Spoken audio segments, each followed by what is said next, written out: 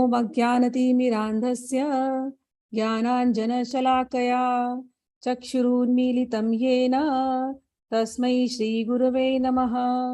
श्रीचैतन्यमनोभीष्टं स्थापितं येन भूतले स्वयं रूपः कदा मह्यं ददाति स्वपदान्तिकं।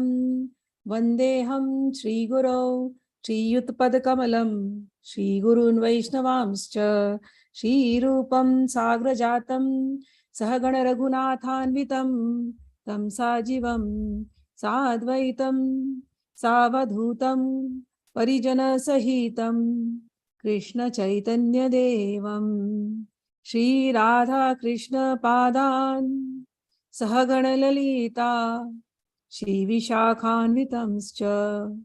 हे कृष्ण करुणा सिन्धो दीनबन्धो जगत्पते गोपेशा गोपिका कान्त राधाकान्त नमोऽस्तुते। तप्त कांचन गौरांगी राधे म्यूट वृंदावनेश्वरी करना होगा। वृषभानुसुते देवी प्रणमामि हरिप्रिये। वाञ्छाकल्पतरुभ्यश्च कृपा सिन्धुभ्य एव च पतितानां पावनेभ्यो वैष्णवेभ्यो नमो नमः। श्रीकृष्ण चैतन्य प्रभु नित्यानंद श्री अद्वैत गदाधर शिवासादि गौर भक्तवृंद। हरे कृष्ण कृष्ण कृष्ण हरे हरे, हरे राम राम राम हरे हरे। नमो महावदन्याय कृष्ण प्रेम प्रदायते कृष्णाय कृष्ण चैतन्य नाम्ने गौरत्विषे नमः। शिक्षकाष्टक। चेतो दर्पण मार्जनम भवमहादावाग्निर्वापणम श्रेयः कैरव चंद्रिका वितरणम विद्यावधू जीवनम आनंदाम्बुधिवर्धनम प्रतिपदम पूर्णामृत स्वादनम सर्वात्मस्नपनम परम विजयते श्रीकृष्ण संकीर्तनम। नाम्नाकारि बहुधा निज सर्वशक्ति तत्रार्पिता नियमितः स्मरणेन कालः। एतादृशी तव कृपा भगवान् ममापि दुर्दैवम् इह जानि नानुरागः। तृणादपि शुनिचेन तरोरपि सहिष्णुना अमानिना मानदेन कीर्तनीया सदा हरि। न धनं न जनं न सुन्दरीं कवितां वा जगदीश कामये। मम जन्मनि जन्मनि ईश्वरे भवताद् भक्तिरहितुकी त्वयि।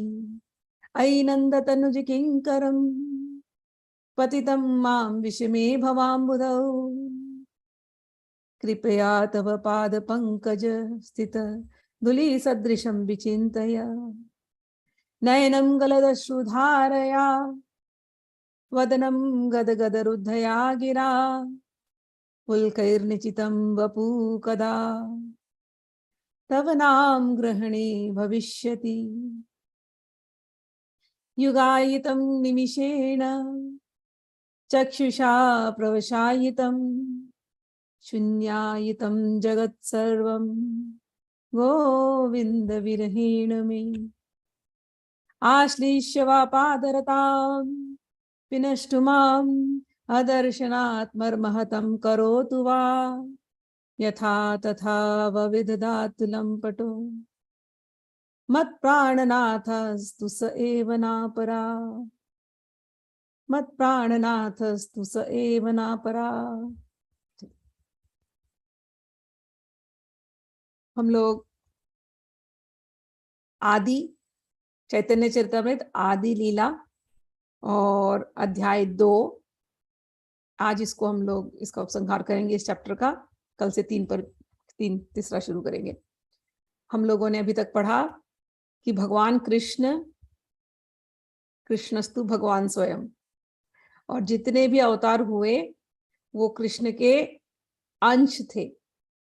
तो अब तक जो हमारी धारणा थी कि विष्णु के सब अवतार है। अरे नहीं, विष्णु भी भगवान श्री कृष्ण के अंश है। नारायण के सब अवतार है, हम सोचते थे, अरे नहीं, नारायण भी श्री कृष्ण के अंश है।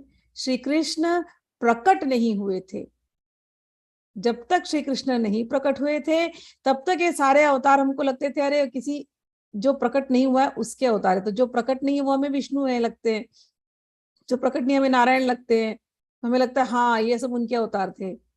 लेकिन जब भगवान श्री कृष्ण प्रकट हो गए तो कृष्णदास कविराज गोस्वामी कहते हैं कि वो प्रकट हो गए तो अब दिखाई दे रहा है कि ये जो पहले सब आए थे ना, ये सब इनके अवतार थे। एक दीप से सारे दीप जलते हैं, तो जिस ओरिजिनल जो दीप है वो ये भगवान श्री कृष्ण है। और कृष्णदास कविराज गोस्वामी ये नहीं कह रहे कि मेरी अपनी बात है ये, वो कह रहे हैं श्रील व्यासदेव, उन्होंने श्रीमद् भागवतम में यही बात कही। भगवान श्री कृष्ण ने भगवत गीता करी दी, उसमें भगवान श्री कृष्ण ने प्रूव करके दिखाया है। तो हम शास्त्रों को छान करके देखें, खूब स्क्रूटिनी से उसको पढ़ें, तो हम भी इसी कंक्लूजन पे पहुंचते हैं कि कृष्णस्तु भगवान स्वयं। सारे आर्गुमेंट्स फिनिश हो जाते हैं। किसी को कोई डाउट हो तो मुझे पूछ लेना, दोबारा क्लियर कर लेना इस चीज को, ठीक है? क्योंकि अब जो हम पढ़ रहे हैं वो बिल्कुल एकदम हमारी धारणा के विपरीत है, जो अब तक की धारणा थी उसके अगेंस्ट है। तो इसलिए ऐसा विश्वास नहीं होता कि ये कैसे हो गया। लेकिन अब हम लोग रीड कर रहे हैं ना, हम लोग स्क्रूटिनाइज कर रहे हैं, हम लोग वेद व्यास जी के स्टेटमेंट को कैसे काटें। हमने अवतार समझे, अंश अवतार समझे। मैंने आप लोगों को पिछली बार समझाया पुरुष अवतार 3 है ना, उसके बाद अंश अवतार होते हैं, फिर अंश के भी अंश अवतार होते हैं। हम लोग अंश के अवतार हैं, अंश अवतार हैं हम लोग सब, आप लोग सब, हम लोग सब, क्योंकि हम सब भगवान के अंश। हम लोग भूल गए, गीता पढ़ते हैं भगवान याद दिलाता है, बाबा तुम लोग मेरे अंश हो, भूलो मत अपने आप को। जानवर जीव जितने भी दिखाई दे रहे हैं, पत्ते सॉरी पेड़, बेलियां, जो कुछ भी तुमको दिखाई दे रहा है, बैक्टीरिया, वायरस, जो भी, सब भगवान के अंश है। लेकिन हम लोग ह्यूमंस हैं, मनुष्य हैं, तो हमारा विवेक ज्यादा है जागृत, तो हम लोगों को जानवर नहीं बनना। हम लोगों को कभी ये नहीं भूलना कि हम लोग भगवान के अंश हैं। हम सब अपने अंश, हमारे अंदर जो गुण है हम उसको बढ़ा सकते हैं, बढ़ा करके संत बन सकते हैं, हाईएस्ट हम लोग जा सकते हैं, 8 गुण तक हम अपने आप को बढ़ा सकते हैं, ठीक है? और हम मनुष्य से संत बन सकते हैं। हम सब भगवान के अंश हैं। तो लेकिन अंश शुरू कहाँ से होता है? कारणोदक्षय, फिर गर्भोदक्षय, फिर शिरोदक्षय, विष्णु, ये तीनों विष्णु। शिरोदक्षय विष्णु कौन होते हैं? जो सबके हृदय में परमात्मा के रूप में रहते हैं, उनको शिरोदक्षय कहते हैं। तो कई बार लोगों ने एक्सप्लेन किया कि श्री कृष्ण जो प्रकट हुए थे उन्होंने गीता नहीं बोली, उनके अंदर के शिरोदक्षय विष्णु ने गीता बोली, ऐसा नहीं था। जहां भगवान, जब हम गीता पढ़ते हैं, मैंने जगह जगह पे आप लोगों को अच्छे से एक्सप्लेन करके दिया भगवान कहाँ थर्ड पर्सन जैसे बात करते हैं और कहाँ अपने जैसे बात करते हैं। मैंने आपको बहुत क्लियरली समझाया। जो लोग गीता अटेंड किए हैं और जो लोग नहीं अटेंड किए हैं, पूरे वीडियोस अभी डाल दिए भक्ति ने प्लेलिस्ट में। आप लोग उस प्लेलिस्ट को रोज थोड़ा थोड़ा थोड़ा थोड़ा करके सुनिए। सुनते सुनते पूरी गीता समझ में आ जाएगी। बिल्कुल एकदम न्यूट्रल तरीके से जैसे समझाना था वैसे समझाया है। कोई जैसे भगवान ने समझाया वैसे समझाया है, ठीक है? तो कहाँ भगवान थर्ड पर्सन जैसे बात कर रहे हैं, कहाँ भगवान मैं मेरा बात कर रहे हैं, अपने आप को बताते हैं, तो वो भी क्लियर दिखाई देता है। एकदम स्पष्ट रूप में भगवान एक जगह आ जाकर के कहते हैं, गीता जब हम पढ़ते हैं तो गीता का सार ही ये है कि सर्वधान धर्मान परित्यज्य माम एकम शरणम व्रज। माम मतलब मेरे। तो भगवान श्री कृष्ण मेरे बोल रहे तो क्या अंदर कोई शिरोदक्षाय विष्णु नहीं बोल रहे? वो शिरोदक्षाय विष्णु और ये भगवान श्री कृष्ण एक ही है। वो अंदर के अंश है, वो एक ही है। मेरे शरण में आ जाओ। मन मना भव मद भक्तो मद याजी माम नमस्कुरु। मेरे भक्त बनो, अपने मन को मेरे से जोड़ दो, मुझसे मेरा यजन करो, मेरी पूजन करो। तो अंदर के शिरोदक्षय विष्णु भी अगर बोल रहे थे तो ये भगवान श्री कृष्ण साक्षात श्री कृष्ण है, बोल रहे हैं मैं हूं। अर्जुन अर्जुन वही के वही है, लेकिन भगवान भगवान है, और भगवान स्पष्ट रूप में कह रहे हैं कि तुम्हें नहीं अर्जुन कुछ याद है, मुझे सब याद है। तुम्हें तो, हम लोगों की दशा है, हम सुबह 2 घंटे पहले क्या किया हमको याद नहीं आएगा, कल क्या किया वो तो पूछी मत, उसके पहले दिन का तो बिल्कुल याद नहीं होगा। लेकिन भगवान कहते हैं अर्जुन मुझे तो सब कुछ याद है। तो इतने क्लैरिटी के साथ गीता जब हम पढ़ते हैं, भगवान ने अपने आप को बताया है कि मैं हूं। भगवान, अब तक जब तक हम इस रास्ते चल रहे थे हमें लगता है कोई भगवान छुपा छुपा है कोई, लेकिन जब हम गीता पढ़ते हैं तो भगवान प्रकट हो जाते हैं, छुपे नहीं है हमारे सामने, भगवान प्रकट है। जो गीता रोज पढ़ेगा, रोज गीता से जो ज्ञान लेगा, गीता से जो गाइडेंस लेंगे, वो जानते हैं कि भगवान कैसे बात करते हैं। भगवान छुपे नहीं है, भगवान प्रकट है, गीता में प्रकट है, श्रीमद् भागवत में प्रकट है। भगवान बोलते हैं मेरा ये वांग्मय स्वरूप है दोनों। तो कृष्णदास कविराज गोस्वामी ने वो ब्रह्मा जी की स्तुति ली, और स्तुति में ब्रह्मा जी स्वयं बोल रहे हैं कि आप क्या हैं वो नारायण, आप ही नारायण बनकर के आए, मैं जानता हूं। और इस समय आप गाय चरा रहे हैं, आपने ये लीला की, मैं अच्छी तरह समझ गया। सभी गोपों को मैंने छुपाया, मैंने गैयों को छुपाया, आप सभी के अंदर दिखाई दे रहे हैं। आप ही अपने आप को इस तरीके से आपने अपना विस्तार किया, जैसे आप अपने नारायण रूप को विस्तार करते हैं, जैसे आप अपने विष्णु रूप को विस्तार करते हैं, जैसे आप अपने अन्य अवतारों का विस्तार करते हैं। हे भगवान, मैं समझ गया आप कौन है। तो ब्रह्मा जी हमारे ग्रेट ग्रैंडफादर बोल रहे हैं ना, तो हमें विश्वास करना पड़ेगा। वेद व्यास, व्यासो सिस्टम जगत सर्वम, सारा ज्ञान वेद व्यास से आया है, बोल रहे हैं, तो हमें विश्वास करना पड़ेगा। वही सारे प्रूफ लेकर के कृष्णदास कविराज गोस्वामी ने बताया है, वही भगवान श्री कृष्ण, उन्होंने फिर अवतार लिया है चैतन्य महाप्रभु के रूप में, और अन्य कई सारे उपनिषदों के कोट्स लेकर के, श्लोक लेकर के उसको हमने प्रूफ किया है। तो अब हम लोग आगे जाते हैं। कृष्ण एक, श्लोक नंबर 94 पढ़ रही हूँ। कृष्ण एक सर्वाश्रय कृष्ण सर्वसार, कृष्णेन शरीरे सर्व विश्वेर विश्राम। बहुत सरल है, थोड़ा सा उड़िया भाषा है लेकिन इजी है ना। कृष्ण एक सर्वाश्रय, सबके आश्रय श्री कृष्ण। कृष्ण सर्वधाम, कृष्णेर शरीर सर्व विश्वेर विश्राम। सभी विश्व का विश्राम कहाँ पर है? श्री कृष्ण के अंदर है। श्रीमद् भागवत के 10वें स्कंद को आश्रय कहते हैं। सारा जो कुछ भी आप धर्म कर्म भक्ति साधना योग सब कर रहे हो, सब फाइनली कहाँ जाकर के आश्रित होता है, कहाँ आश्रय ले रहा है? सर्वधर्मान परित्यज्य माम एकम शरणम व्रज, भगवान श्री कृष्ण का आश्रय लेना है। कृष्ण श्री कृष्ण शरणम मम। कृष्णेर स्वरूप है षड्विध विलास, प्राभव वैभव रूपे द्विविध प्रकाश। कृष्ण भगवान के 2 विलास हुए, 6 प्रकार के मूल विस्तारों में वो विलास करते हैं, उसको कहते हैं प्राभव और वैभव। तो प्राभव में उनके अलग अलग अवतार हुए हैं, वैभव में अलग उनके अवतार हुए हैं।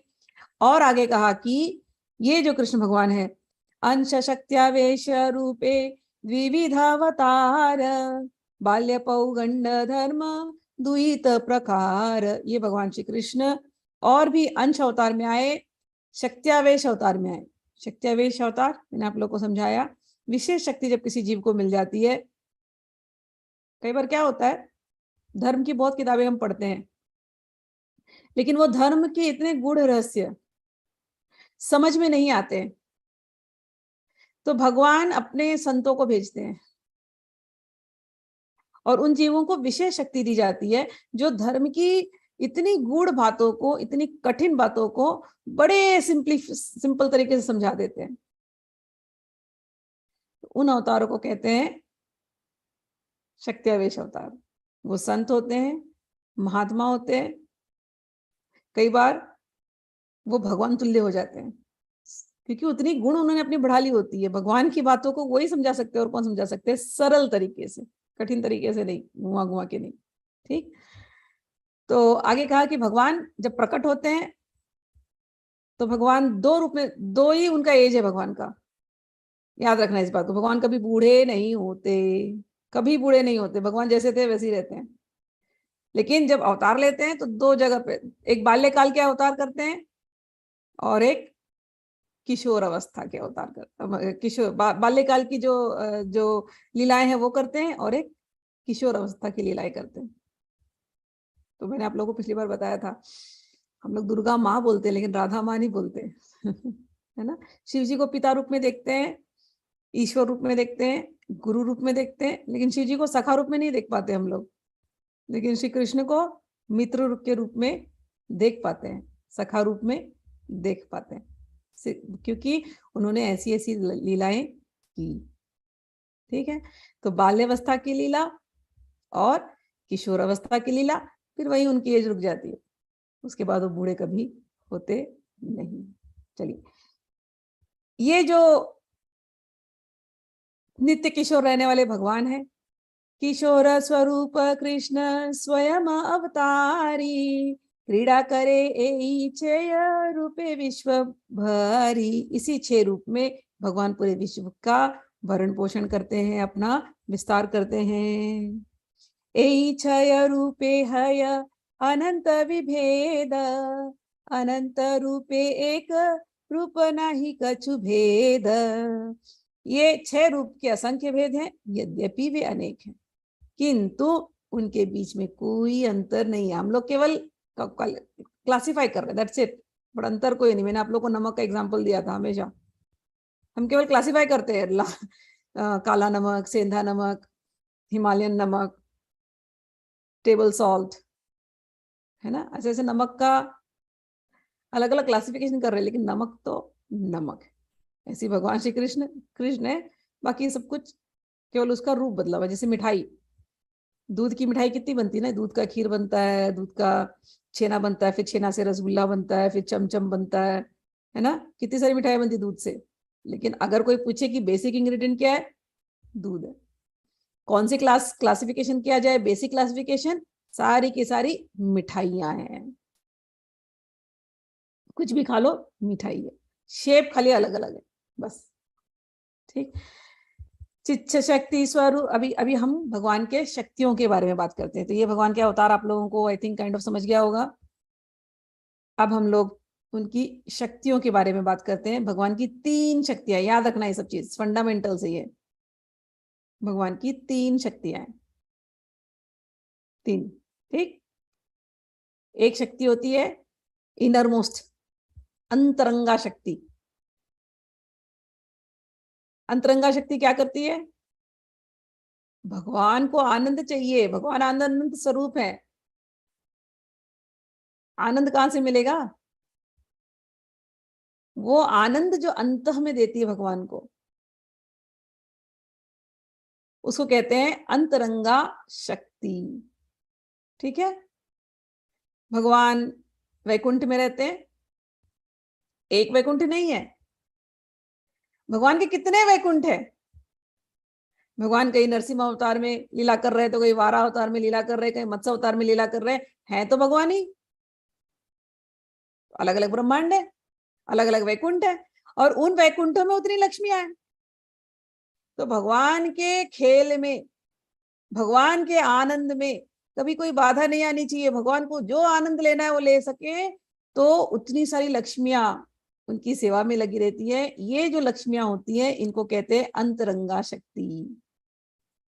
ठीक, अब वही भगवान, उनको खेल करना है, उनको खेल अच्छा लगता है, स्पोर्ट्स है वो भगवान हमको प्रकट किए कि नहीं।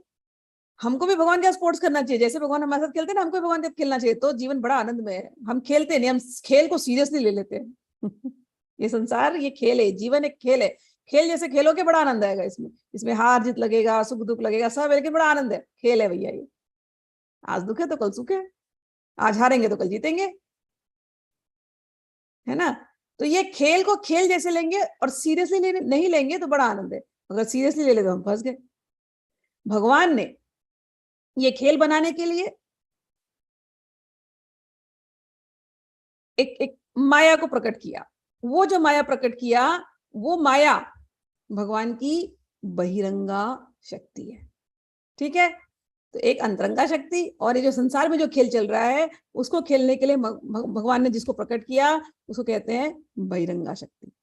अभी खेल बहिरंगा शक्ति तो कर दिया, मतलब माया आ गई, माया ने खेल बनाया, माया ने पूरा पिक्चर का सेटअप किया। जैसे स्टेज सेट होता है ना खेल खेलने के लिए, एक्टर आने के पहले स्टेज बनाना पड़ता है हमको। स्टेज बनाने में पीछे का बैकड्रॉप बनाना पड़ता है ना। समझो जंगल में कोई सीन देना है तो जंगल का बैकड्रॉप बनाना पड़ेगा ना। समुद्र का कोई सीन देना है तो समुद्र का बैकड्रॉप बनाना पड़ेगा। तो खेल बनाने के लिए वो लोकेशन, वो सब कुछ पहले सेटअप करना पड़ता है, तो खेल में आनंद आएगा। तो माया पहले वो सब सेटअप कर देती है। फिर स्टोरी लाइन होनी चाहिए अच्छी, माया वो सेटअप कर देती है। फिर कास्टिंग अच्छी होनी चाहिए, माया हम जैसे जीवों को क्रिएट करती है कास्टिंग के लिए, परफेक्ट कास्टिंग। और माया ऐसा स्क्रिप्ट लिखती है, हमें नहीं पता चलता हम कब उस एक्टिंग में, हम कब वो एक्टिंग, मतलब एक्टर करते करते, वो एक्टिंग करते करते कब हम उस कैरेक्टर में घुस गए हमें पता ही नहीं चलता। हम सुख दुख सब कुछ फिर हम अनुभव करने लग जाते हैं। ये सारा स्क्रिप्ट राइटिंग ये माया का खेल है। अब हम लोग सब उसमें फंसे हुए हैं। अब उस स्क्रिप्ट में हमको एक्टिंग करनी है, तो हम लोग एक्टिंग कर रहे हैं। हम लोग जो है, जो एक्टिंग कर रहे हैं और भगवान को प्रसन्नता दे रहे हैं, जो ये रोल निभा रहे हैं, ये पिक्चर देख करके भगवान को आनंद आ रहा है। हम जो ये रोल कर रहे हैं, हम जो भगवान को आनंद दे रहे हैं, हम है तटस्था शक्ति। 3 शक्ति, अंतरंगा, बहिरंगा, तटस्था। तटस्थ मतलब बॉर्डर लाइन पे। हम खेल समझ गए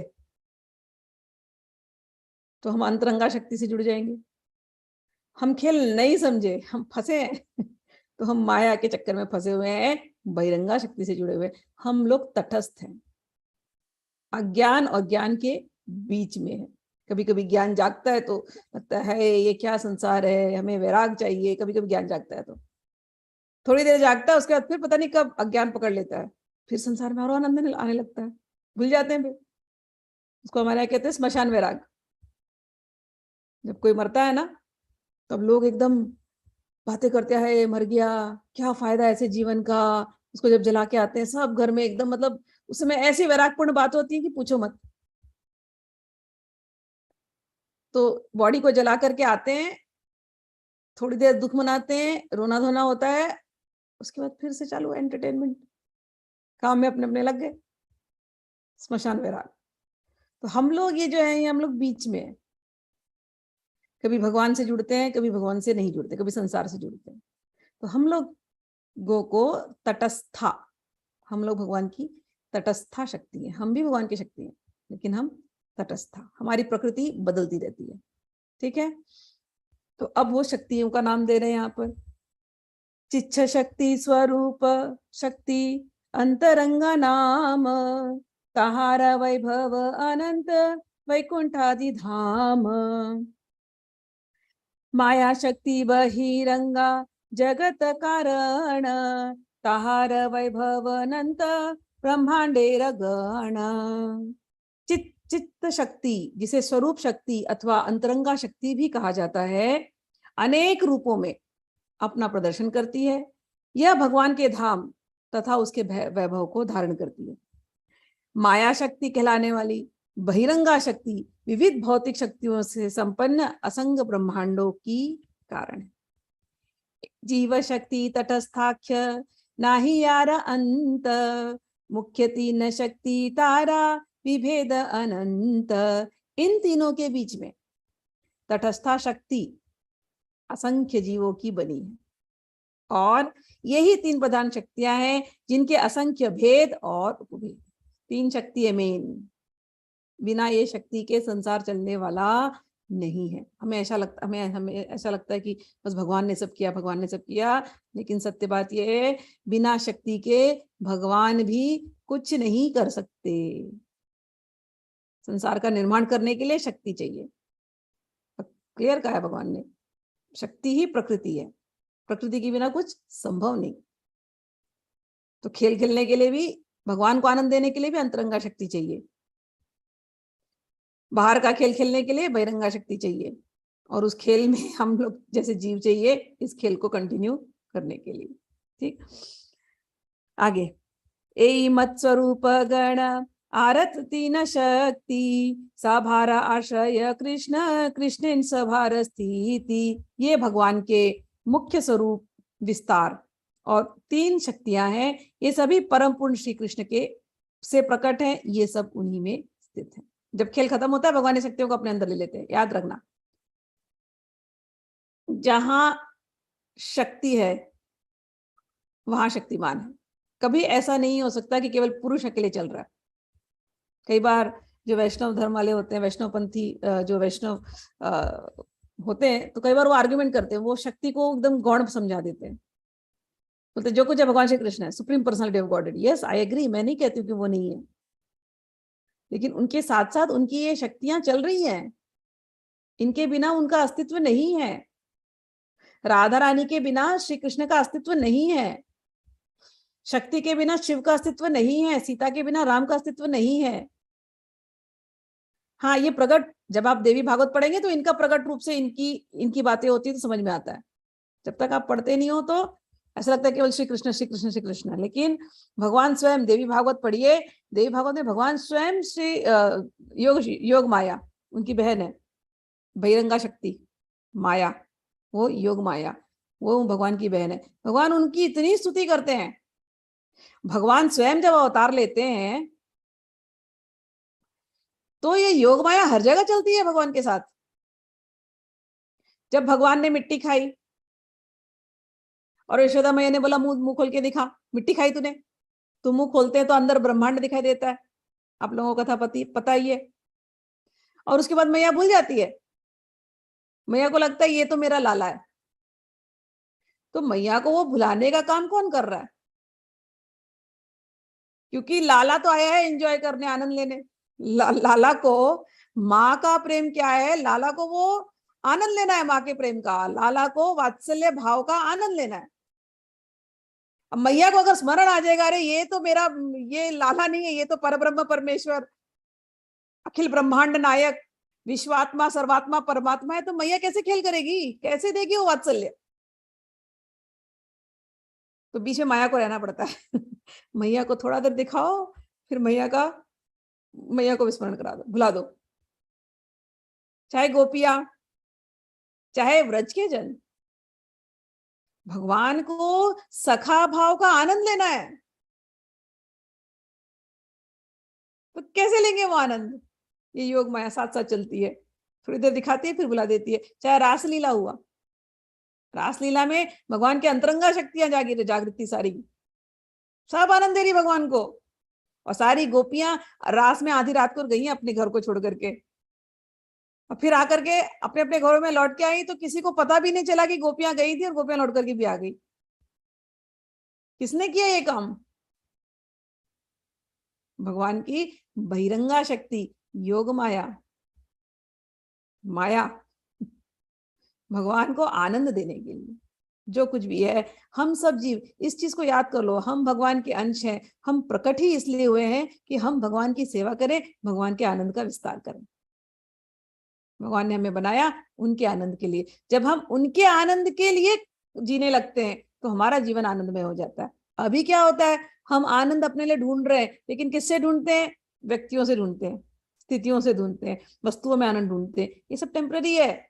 आनंद तो एक ही है, सच्चिदानंद घन भगवान। हम उनकी सेवा करने लग जाए, हर रूप में, हर रूप में सेवा करने लग जाए, और जीवन को बिल्कुल खेल की तरह जी खेलें। भगवान का खेल है, हम भी खेलेंगे। ठीक है, तो ये, तो अब भगवान कहते हैं, चलिए तो आप लोग को बहिरंगा अंतरंगा बहिरंगा तटस्था समझ गए, हम लोग सब तटस्था है, आवर कैटेगरी इज दैट। अब चलते हैं, सभी जो शक्तियां हैं ये भगवान श्री कृष्ण की आश्रय हैं। यद्यपि ब्रह्मांड गणेर पुरुष आश्रय से पुरुषादि सभार कृष्ण मूलाश्रय स्वयं भगवान कृष्ण कृष्ण सर्वाश्रय परमेश्वर कृष्ण सर्वशास्त्रिकय। यद्यपि तीनों पुरुष, जो 3 पुरुष अवतार पहले वाले, कारणोदक्षयी, गर्भोदक्षयी, शिरोदक्षयी, ये तीनों पुरुष अवतार फर्स्ट, ये तीनों पुरुष सारे ब्रह्मांडों के आश्रय हैं, किंतु भगवान श्री कृष्ण इनके मूल स्रोत हैं। इस तरह पूर्ण पुरुषोत्तम भगवान श्री कृष्ण ये मूल है, एवं सारे जो अन्य विस्तार है, ठीक है ना, वो इनसे आए हैं, और भगवान श्री कृष्ण इनका सोर्स है, इनका उद्गम है। सारे प्रमाणिक शास्त्र श्री कृष्ण को परमेश्वर रूप में स्वीकार करते हैं। ईश्वरः परम कृष्णः सच्चिदानंद विग्रह आनंद अनादिरादिर गोविंदः सर्व कारण कारणम। ये जो अभी तो हम लोग श्रीमद् भागवत से बोले कृष्णस्तु भगवान स्वयं, ये ब्रह्म संगीता उससे लिया गया ये श्लोक है कि श्री कृष्ण यही ये सच्चिदानंद विग्रह है, ये कृष्ण यही परम ईश्वर है। जो लोग परमेश्वर कहते हैं तो परमेश्वर कौन है? ईश्वरः परम कृष्णः। और क्या है? यही कृष्ण जो दिखाई नहीं देते, ये सच्चिदानंद विग्रह, सत इटर्नल ट्रुथ, चित कॉन्शियसनेस, आनंद ब्लिस, ये श्री कृष्ण वही है। अनादि आदि गोविंदा, अनादि काल से, जब से टाइम इमेमोरियल, हमको पता ही नहीं, हम कैलकुलेट नहीं कर सकते बैकडेटेड कब, आदि काल से द फर्स्ट पर्सन, आदि अनादि द फर्स्ट पर्सन, पता नहीं कब से। यही इनका दूसरा नाम है गोविंद। सभी जीवों को जो आनंद देते हो, सभी जीवों के मन को जो आनंद देने वाले हो, चित्त को जो आनंद देने वाले हो, आत्मा को जो आनंद देने वाले हो, गोविंद। गो का अर्थ मैंने आप लोग को बार बार बताया, चार चीज है गोविंद। गो आपकी इंद्रियां, आपका मन, ये धरती और गाय, ये ब्रह्मांड भी गो है। जो कुछ भगवान से आया सब कुछ गो है। जो हमारे इंद्रियों को सच्चा आनंद देता हो, फॉरएवर। आनंद का मैंने एक एक्सप्लेनेशन है। आनंद वो नहीं कि आ जाए और कल चला गया ना, वो आनंद नहीं होता जो संसार के आनंद है। आनंद वो है कभी गया ही नहीं, बढ़ता गया बढ़ता गया बढ़ता गया बढ़ता गया। आनंद तो सागर के जैसे, आप डूब गए उस आनंद में। वो सागर जैसा आनंद वो तो केवल भगवान श्री कृष्ण है। जो जो चीजों को आप ढूंढ रहे हो आनंद, वो आज है कल नहीं है, उनका अस्तित्व टेम्पररी है। वो लग रहे हैं सब सत्य, लेकिन अगर सच में वो आनंद देने वाले होते, वो सच्चाई में अगर जिस भी चीज या व्यक्ति से आपको आनंद मिल रहा है, सच में यदि वो आनंद देने वाले होते, तो आज क्या स्थिति हो गई कि वो आनंद देने वाले नहीं है, आनंद नहीं दे पा रहे। इसका मतलब वो सत्य नहीं है, वो सत्य है, झूठ है वो। ये भगवान ऐसे नहीं है। भगवान के साथ जिसका नाता जुड़ा, उसके आनंद में कभी कभी होगी ही नहीं। सत्य, फाइनल ट्रुथ, हर चीज के पीछे, हर रिश्ते में जो आप आनंद ले रहे थे, जब वही रिश्ता आपका भगवान से बन जाता है, तो वो आनंद परमानेंट होता है। वही फाइनल ट्रूथ है। जैसे हम लोग संसार में फ्रेंडशिप रखते हैं, ठीक, हमको फ्रेंड्स में आनंद, फ्रेंडशिप वाला रिलेशन बहुत सबसे अच्छा होता है ना। पेरेंट्स भी होते हैं, अच्छे होते हैं, लेकिन पेरेंट का एक फॉर्मेलिटी है, हम अपने सीक्रेट्स पेरेंट के हमने नहीं खोलते कई बार, है ना, एज वी ग्रो अप। लेकिन फ्रेंड्स के साथ जो हमारा जो एक माहौल होता है बड़ा डिफरेंट होता है। वी आर जस्ट वी, हम जैसे हैं वैसी फ्रेंड्स हमने, फ्रेंड्स हमको ऐसे एक्सेप्ट करते हैं, हम ये फ्रेंड्स को वैसे एक्सपेक्ट करते हैं, जैसे हमारे एक्सपेक्टेशन है वैसे हमारे फ्रेंड्स भी हैं। फ्रेंड के साथ तू मैं करके भी बात होती है, गालियां भी दे देते हैं प्यार से, फ्रेंड्स बुरा नहीं मानते। पिताजी माताजी को थोड़ी गाली दे सकते हैं, एक रिस्पेक्ट रखना पड़ता है। अब वो जो हम फ्रेंडशिप में जो जॉय एंजॉय कर रहे हैं ना, जो ये जो दोस्ती वाली खुशी, चाहे उससे भी ज्यादा जब हम प्रेम करते अपने पति से या जिससे भी हमारा प्रेम हो उससे, उसमें जो हम जो छोटा सा आनंद जो जो एंजॉय करते हैं ना, वो बहुत हल्का सा है, बहुत हल्का सा। लेकिन ये सारे के सारे ये जो रिलेशन संसार के बनाए ना, थोड़े उम्मीद रहते हैं इनके अंदर, और जैसी वो उम्मीद नहीं पूरी हुई तो वो रिलेशन खराब। Love at first sight, breakup at first fight, वो संसार का प्यार है। लेकिन भगवान के ऐसा नहीं होता। ये सब आपको भगवान ने रिश्ते दिए केवल उसको चखने के लिए कि तुम ऐसा प्यार जब मुझसे करोगे तो वो क्या होगा। संसार के दोस्तों को दोस्त बनाया, लेकिन वो कब आपके पीठ पीछे छोरा बुक के चले गए आपको पता नहीं चलेगा, दर्द अलग दे करके जाएंगे। लेकिन भगवान को आपने दोस्त बनाया, वो तो कभी साथ छोड़ करके नहीं जाएंगे। दुख में भी सबसे डाउन पीरियड आपका जब होगा, सबसे ज्यादा एंजाइटी, सबसे ज्यादा डिप्रेशन का पीरियड होगा, तभी भी भगवान आपका हाथ पकड़े रहेंगे। एक वही अकेले आपके साथ होते हैं जो अंतःकरण में बैठे होते हैं, आपके अंदर की आवाज बन करके बैठे रहते हैं, आपको एंकरेज करते हैं, आपको हिम्मत बंधाते हैं, आपको शक्ति देते हैं, फिर खड़े हो जा। उसकी आवाज बाहर से सुनाई नहीं देती, केवल अंदर से सुनाई देती। जब आपकी बाहरी शोरगुल बंद होते तब वो अंदर वाला बोलता है। आपने अगर इससे दोस्ती का रिश्ता बना लिया, इससे बढ़कर कुछ नहीं। प्रेम प्रेम प्रेम करना है किसी को, भगवान श्री कृष्ण से प्रेम करके देखो, उससे ज्यादा आनंद किसी चीज में नहीं दुनिया में। सच्चिदानंद, आप डूब जाएंगे इस आनंद में। तो अनादिर आदिर गोविंद, जो इंद्रियों को आनंद देने वाला है, जो मन को आनंद देने वाला है, जो इस पूरी धरती को आनंद देने वाले हैं, जो इस पूरे ब्रह्मांड को आनंद देने वाले हैं, वो गोविंद है। और वो आदिकाल से है, वो अनादिकाल से। सर्व कारण कारणम, जो कुछ भी तुम्हें दिखाई दे रहा है, सबका कारण, सबका उद्गम वो श्री गोविंद ईश्वर परम कृष्ण। ये कौन है? यही ईश्वर है। ईश्वर यानी जो सबका नियंता हो, जो सबको कंट्रोल करता है। ईश्वर परम कृष्ण सच्चिदानंद विग्रह। ये कैसा इनका विग्रह है, कैसे दिखाई देते हैं ये भगवान? अरे सच्चिदानंद, ये हमेशा आनंद में रहते हैं। इनको देखो तो आपको भी आनंद आ जाएगा। ईश्वर परम कृष्ण सच्चिदानंद विग्रह, अनादिरादिर गोविंद, सर्व कारण कारण। ब्रह्मा जी ब्रह्म संहिता में कहते हैं। ये आगे चलते, यही सब सिद्धांत तुम्ही जान भले मते, तबु पूर्व पक्ष कर अमा चलाइते, से कृष्ण अवतारी ब्रजेंद्र कुमार, आपने चैतन्य रूपे कैल अवतार। ये सारे शास्त्रों को तो आप लोग सब जानते ही हैं, तो तर्क वितर्क अब है नहीं इसके अंदर। कह रहे हैं कि भगवान श्री कृष्ण ये ब्रजराज के पुत्र कहलाते हैं, समस्त अवतारों का स्रोत हैं। वे स्वयं भगवान श्री चैतन्य महाप्रभु के रूप में अवतरित हुए हैं। अतएव चैतन्य गोसाई पर तत्व सीमा, तीरे क्षीरोदशाई कहे, तारे क्षीरोदशाई कहे की तार महिमा। अतएव भगवान श्री चैतन्य महाप्रभु परम सत्य हैं, उन्हें क्षीरोदक्षाई विष्णु कहकर पुकारने से उनकी महिमा नहीं बढ़ती।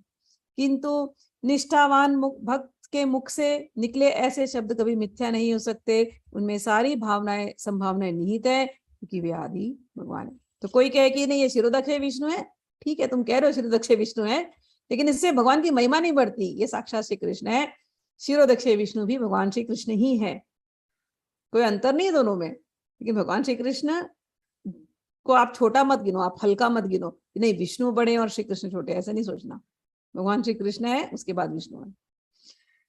अन्य सारे अवतार मूल भगवान के आदि शरीर में शक्तिमान के रूप में स्थित हैं।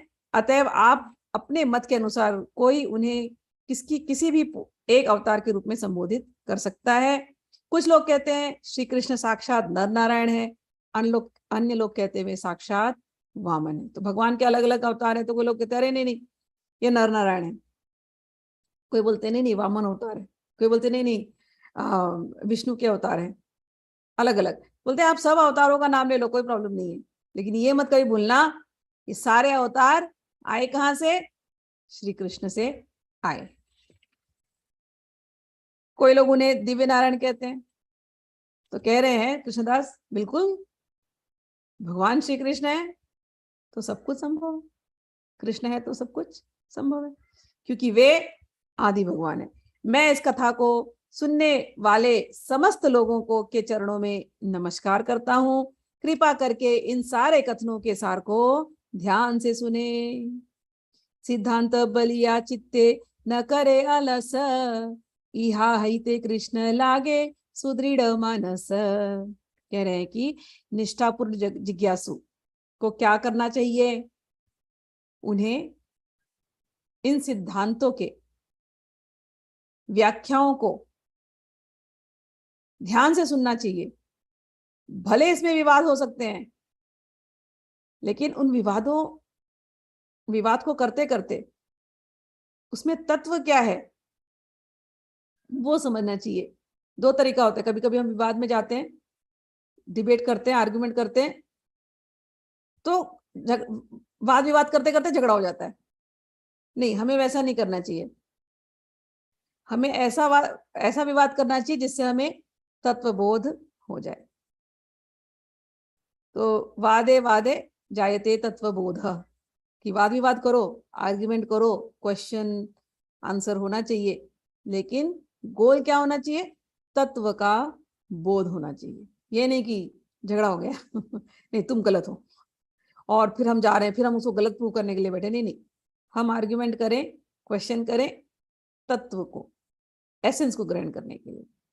ठीक है, तो यहाँ पर भी वही कह रहे हैं, ऐसे सिद्धांतों की व्याख्या को विवादास्पद मानकर उनकी उपेक्षा न करें, क्योंकि ऐसी व्याख्याओं से मन सुदृढ़ होता है। इस तरह मनुष्य का मन श्री कृष्ण के प्रति अनुरक्त होता है। कई बार लोग आते हैं मेरे पास, तो एक प्री कंसीव्ड हमारा एक भगवान के प्रति बहुत ज्यादा स्ट्रॉन्ग बिलीफ होता है। किसी भी एक इष्ट, हमारा कोई इष्ट होता है, कोई देवी देवता को हमें अच्छे लगते हैं, तो उसके प्रति स्ट्रॉन्ग आसक्ति होती है हमारी। फिर जब ये गीता मिलती है और भागवत मिलता है, आप चैतन्य चरितमृत पढ़ रहे हैं, तो इसके जो तत्व हैं ये समझ में नहीं आते, और कई बार ऐसे अंदर से एक रिपल्शन आता है कि नहीं नहीं नहीं, ये कुछ गलती बोल रहे हैं, कुछ अपने आप से बना रहे हैं। उस बात को ही एड्रेस कर रहे हैं कृष्णदास कविराज गोस्वामी की। ठीक है, आपको विवादास्पद लग सकती है, लेकिन इसकी उपेक्षा मत करो, सुनते रहो, आर्ग्यूमेंट्स अपने रखो, पढ़ते रहो, सुनते रहो। ऐसा सुनने से जब धीरे धीरे आपके सारे आर्ग्यूमेंट्स सॉल्व हो जाएंगे, सारे क्वेश्चंस का आंसर मिल जाएगा, तब आपकी भगवान श्री कृष्ण में भक्ति सुदृढ़ हो जाएगी। शुरू शुरू में नहीं होती है, क्योंकि इतने क्वेश्चंस हैं हमारे अंदर। जिस दिन वो क्वेश्चंस के आंसर मिल जाते हैं, तो हमारी भक्ति श्री कृष्ण के प्रति सुदृढ़ हो जाती है। गोल ही यही है ना लाइफ का, भगवान सर्वधर्मन परित्याज्य माम एकम शरणम व्रज। भगवान सबके आश्रय हैं, हमें भगवान का आश्रय लेना है, तो सारे कंफ्यूजन हमारे जीवन के हट जाए। तो वो जब हो जाएगा तो अपने भगवान की तरफ हम झुक जाएंगे। चलिए आगे बोलते हैं। चैतन्य महिमा जानी यही सब सिद्धांते, चित्त दृढ़ हया लागे महिमा ज्ञान हईते। ऐसे निर्णायक अध्ययन द्वारा मैं चैतन्य महाप्रभु की महिमा को जानता हूं। इन महिमाओं को जान लेने से ही मनुष्य बलवान बन सकता है और उनके प्रति अनुराग में सुस्थिर हो सकता है। ये इतना अच्छा ये चैप्टर है, सारे प्रूफ्स इसमें दे दिए। कभी आप लोग पढ़ाएंगे आगे चल करके, कुछ लोग पढ़ा रहे हैं, तो जब आपके साथ आर्ग्यूमेंट्स हो, लोग आएंगे आपको क्वेश्चन करने, यू शुड नो, आपको भले श्लोक याद हो ना हो, आपको ये पता है कि कहाँ दिया गया है, सारे प्रूफ को कहाँ पर एक संकलित करके दे दिया है। आपको केवल पेजेस निकालने और उनको दिखाने, दैट्स इट। मुझसे कई लोग आते हैं आर्ग्यूमेंट करने, मैंने तो कोई बैठ के याद नहीं किया कुछ भी, टाइम ही नहीं रहता याद करने को, और माइंड याद में जाता नहीं मेमोराइज करने में। लेकिन मुझे पता है, किसी ने क्वेश्चन किया, आर्ग्यूमेंट किया, I know where to refer and show them this was the proof. ठीक है, तो आप लोगों को पता है। अब ये प्रूफ आपको मिल गया चैप्टर 2 कि भगवान क्यों प्रकट हुए थे, भगवान के अवतार होने की भविष्यवाणी कहाँ पर हुई थी, भगवान श्री कृष्ण के ही सारे अवतार हैं ऐसा क्यों कहा गया है, कहाँ कहाँ का प्रूफ लिया गया है, वो सारा इस चैप्टर में आपको दिया गया है। सारे तर्क, वाद विवाद, सब का आंसर इस चैप्टर में। तो और ये जो एंड में जो बात कर रहे हैं कि कंक्लूसिव स्टेटमेंट कि भगवान कृष्ण है, वही भगवान श्री कृष्ण चैतन्य महाप्रभु बन के आए, वो सारे ग्रंथों के अध्ययन करने से वो इस चैप्टर में मैंने दे दिया है। तो ऐसे निर्णायक अध्ययन द्वारा मैं चैतन्य महाप्रभु की महिमा को जानता हूं। इन महिमाओं को जान लेने से ही मनुष्य बलवान बन सकता है और उनके प्रति अनुराग में सुस्थिर हो सकता है। चैतन्य प्रभुर महिमा कही बार तरे, कृष्णेर महिमा कैया करिया विस्तारे। मैंने श्री चैतन्य महाप्रभु की महिमा वर्णन करने के लिए ही श्री कृष्ण की महिमाओं का विस्तार से वर्णन करने का प्रयास किया है। चैतन्य महाप्रभु का के बारे में हम पढ़ने वाले हैं, लेकिन जब ये आस्था हो जाएगी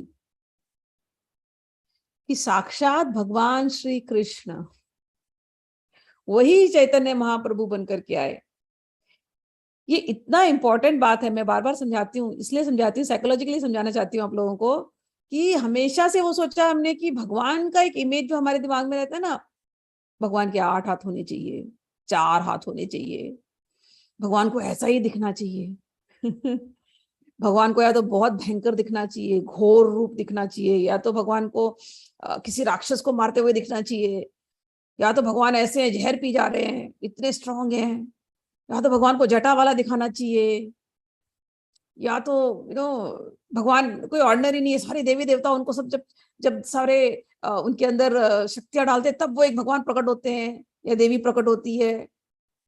तो वही देवी देवी हो सकती है, वही भगवान भगवान हो सकते हैं।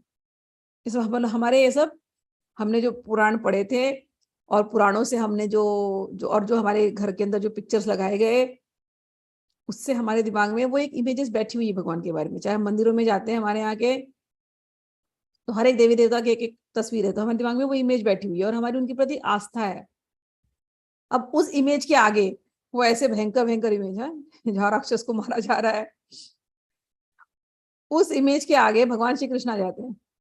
ऐसा नहीं कि भगवान कृष्ण ने राक्षस को नहीं मारे, एक एक राक्षसों को मारा है उन्होंने, बहुत राक्षसों को मारा। पढ़िए अभी 10वें जब जाएंगे तब, लेकिन इतने प्रेम से मारा है, ऐसे बाल गोपाल बन करके मारे हैं। तो वो सहसा विश्वास नहीं होता, अरे राक्षस को मारने के लिए इतनी सारी शक्ति आनी चाहिए ना, देवता आएंगे, देवता हवन करेंगे, फिर भगवान प्रकट होंगे, फिर सारे देवता अपनी शक्ति देंगे, फिर वो भगवान जाके लड़ेगा, उससे युद्ध करेगा या देवी युद्ध करेगी, तो हमें विश्वास होता है। अब यहाँ भगवान कृष्ण ऐसे आ गए एकदम जेल के अंदर पैदा होते, योग माया को बोलते, ऑर्डर करते, जा तू पहले से इंतजाम कर मेरे लिए, मैं वहां आऊंगा, फिर मैं नंद यशोदा के घर में आऊंगा, फिर मैं वहां बैठ करके खूब प्यारी प्यारी लीलाएं करूंगा, सबके मन को मोह लूंगा, बाल गोपाल बनूंगा। उसी समय पर मैं शकटासुर का वध करूंगा, फिर मैं थोड़ा और बड़ा हूंगा, मैं कंस का वध कर दूंगा और बड़े प्यार से वध करूंगा। अच्छा, भगवान जब वध भी करते हैं ना, अरे एक एक रसिक लोगों की वाणी पढ़ो, इतनी सुंदर, उसमें भी वो पता नहीं क्या क्या ले आते हैं। तो भगवान की ऐसी ये जो रूप है ना, ये समझ में नहीं आता। लेकिन यहाँ पर वो कह रहे हैं कि अब जो ये इन्होंने कहा कि श्री कृष्ण बहुत महिमावान है, उनकी मैंने महिमा गा दी है। अब मैं फाइनल निष्कर्ष ये कहता हूँ कि श्री चैतन्य महाप्रभु स्वयं ब्रजराज के पुत्र पूर्ण पुरुषोत्तम भगवान श्री कृष्ण है। और अंत में वो कहते हैं, श्री रूप तथा श्री रघुनाथ के चरण कमलों में प्रार्थना करते हुए एवं उनकी दया की सदा आकांक्षा करते हुए मैं कृष्णदास उनके चरण चिन्हों का अनुसरण करते हुए श्री चैतन्य चरितामृत का वर्णन करता हूँ। अब उन्होंने अपने गुरुदेव रघुनाथ दास गोस्वामी से आशीर्वाद मांगा है। अब आगे वो चैतन्य चरितामृत का वर्णन करेंगे। क्लास को यहीं पर एंड करते हैं। कल 3रे अध्याय से हम लोग उनके अन्य कारणों को समझेंगे। जय श्री कृष्णा, हरि बोल। राधे राधे। राधे राधे।